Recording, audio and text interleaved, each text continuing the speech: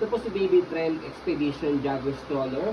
Good for 6 months kasi semi-reclined lang po ito. Hindi po siya nahihiga.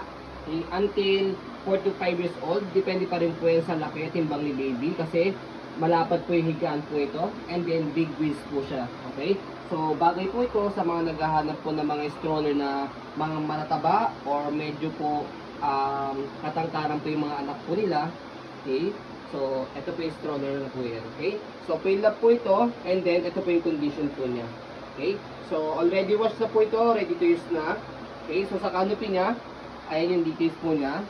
Okay? So, malaki yung canopy. Combination ng color of gray. And then, may white line and then color black. Ito yung pinaka-peekaboo niya. Okay? Pwede nyo i-roll. And then, i-lock dito. Yan. Okay? So, yan. May lock dito. Okay?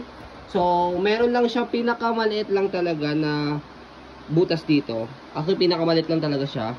Kumbaga, can affect naman sa performance sa atin, hindi naman siya pangit. Okay? Tatakpan naman siya. Yan. Okay? Yan. Okay? So, hindi talaga siya pangit. Okay? So, wala po siyang faded, wala pong discoloration sa pag-fold. Ganyan. Okay? So, ito naman po yung table niya o pinaka front handle niya. Ayan.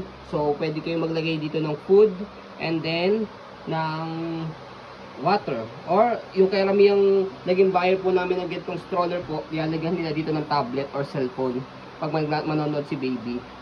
Ayan. Okay? So, naka-stand siya. So, meron ditong button. Tatanggalin niyo po ito para mailagay si baby. Angat nyo lang po siyang ganyan. Okay? So, sa seat pad natin, ayan. Okay na okay po siya. Wala pong faded, walang discoloration. 3 harness. Yan. Presyo lang po yan. Okay, 3 harness. So, safe pa rin po si baby. Yan. So, ganyan po siya pag naka-semi-reclined.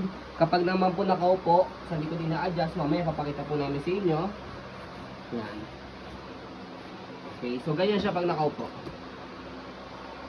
Okay, so ito po yung pinaka-footrest niya, tapakan ng paa. Okay, or sandalan ng paa. Yan, yung details. Okay, so yung gulong niya sa harapan, big wheels pa din. Ayan, okay na okay. So may mga spike po siya, hindi po siya pudpod. Easy to maneuver, nag-swivel. Kung gusto niyo pong one way lang, pag i-hailing si baby, angat niyo lang po yan. Yan, mag-lock siya ng automatic. Okay, so yan, may pin, di bomba. Okay na okay po yung tawag dito. Minimal lang. Yes, itong nakalimutan ko tawag dito. Yan. And then body frame sa right side. Sabihin mo na. Yan, yung details niya okay na okay yung gulong, makapal. Hindi siya pulpod. Okay, so yan yung details ng gulong niya. Yan. Okay.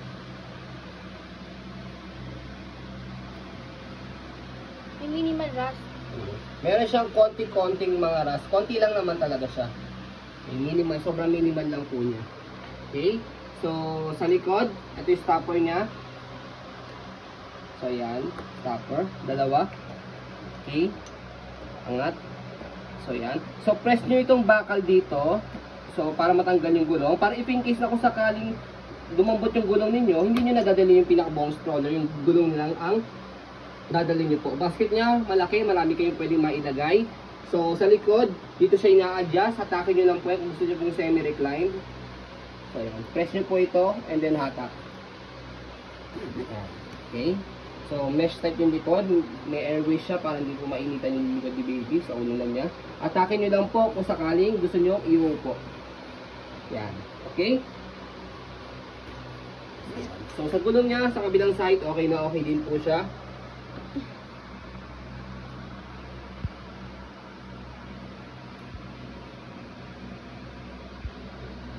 So, sukatin po natin yung gulong para may idea po kayo by centimeter. So, ayan. So, 39 centimeter yung gulong niya, yung laki ng gulong niya. Okay? So, body frame sa kabilang side, ayun yung details. Okay? So, sa higaan niya, okay, para may idea din po kayo pagka matangkad or mataba ang baby po ninyo, by centimeter ang haba niya sa ulunan hanggang sa pinaka dito sa upuan niya, 65. Okay? And centimeter yan. Pero kung hanggang sa paa po niya, hanggang dito kung nakalaylay, 92 centimeter. Okay? Mapag. So yan. So kung sakaling masisikipan na si baby, kung medyo mataba talaga siya o may katangkaran po, pwede nyo nang tanggalin tong table na to. Yan. Okay? Nice. Yan. May ditanggal naman siya rito. Okay? Kung sakaling gagamitin na lang po siya for travel purpose, hindi na kailangan itong table na to. Okay? So regarding naman po sa lapad po niya, ayan. By centimeter po yung sukat namin lahat. So, upuan ka mo start. Ayan. So, 31 centimeter. Okay, yung lapad po niya. Yan. Yung sakwetan, okay, para may idea pa po kayo sa sakwetan, o sa pinakaupuan niya mismo, 25 centimeter. Yung pinakapwetan po niya, upuan po niya. Okay? So, yan, may idea na po kayo yung sukat po niya. Regarding naman po sa handle, ayan yung handle niya. Okay na okay yung handle. Okay? So, meron pa po siyang para sa nagtutulak, may lagayan po dito ng bottle. Yan. So, pwede nilagayan ng cellphone dito. Ayan. Try natin kung kasi yung cellphone. So, yan. Pwedeng ganyan. Okay. So, pwede ring wallet. Yan. So, regarding naman po sa pag-fold po niya, meron ditong hawakan. Dalawa, left and right. Press nyo po yan. Angat. And then, pull down. Okay. So, yan. And then, meron siyang lock dito sa gilid. Shoot nyo lang yan. Okay? So, can stand alone. Ganyan po siya kapag naka-fold. Ayan. Okay? So, kung pupunta kayo ng mall, kakain po kayo, set aside nyo yan, natatayo po siya. Okay? So, kapag i-open nyo naman po, tanggalin nyo yung lock sa gilid, tapos buka nyo lang po siya. Yan. So, gawin lang po kadali. Less hassle po siyang i-fold sa kayo open. Sabihin mo yung Okay? Ha? belt. Okay? So, regarding sa belt, ang issue po nito, so, actually 5 harness talaga siya. Ayan. So, may issue lang dito dahil eto, nawala siya. Okay? So, kaya ginawa naming 3 harness na lang po siya. Ayan. Pero, ang original po niya is 5 harness. Okay? Pero safe pa rin po siya kay baby. Okay? Or kung sakaling gagamitin niyo po ito, kung sakaling toddler na si baby. Maganda kung makakakuha nito is yung mga toddler na, yung mga 3-year-old pataas. Yes. Yan. Okay? So, tapos sisikipan din yan na adjust din po yan dito. Okay? Para masikipan yun sa shoulder. Kasi, for example, sa baby po namin, bigyan lang po namin kayo ng idea. Sa ibang mga baby or sa baby po namin, ayaw nila na merong sa dito.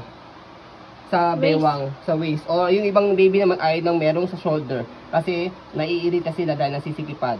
Okay? So, ibang baby naman gusto ko yung kompleto. Pero kung toddler na yung baby nyo, 5 to 6 years old, kahit wala na pong harness, safe na po yan. Ang gusto lang naman nila is yun, nakaupo sila na comfortable. Okay, so additional din po namin, bagay din po ito sa mga baby po, na sorry for the word, is yung may mga disability po. Kasi nabibili talaga sa amin yung mga ganitong stroller sa mga, yun nga po, may mga disability po mga baby. Kasi pang big, talaga siya, pang big baby talaga siya. Go. Okay, so ayun po. Yan. As you can see, very details po kami mag-video. Okay? Kasi ang shop policy po namin, no refund, no exchange, what you see is what you get po. So yun po, maraming salamat. Have a nice day and God bless po.